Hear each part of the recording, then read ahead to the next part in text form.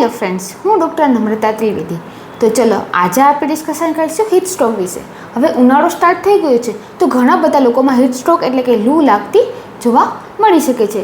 હવે ડિસ્કસ કરીએ એના લક્ષણો વિશે.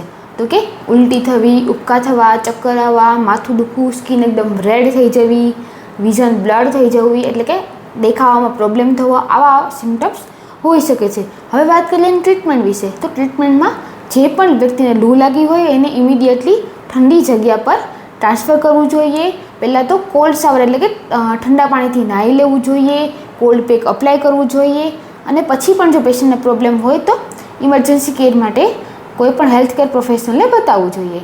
હવે વાત કરીએ હોમિયોપેથીમાં. તો હોમિયોપેથીમાં સનસ્ટ્રોક માટેની ઘણી બધી મેડિસિન્સ છે. આમાંથી જો તમે સનસ્ટ્રોક માટે હોમિયોપેથિક મેડિસિન્સ લેવા માગતા હોય તો તમારા હોમિયોપેથિક કન્સલ્ટન્ટ હોય એનું કન્સલ્ટ કરી અને તમે લઈ શકો છો. Thank you.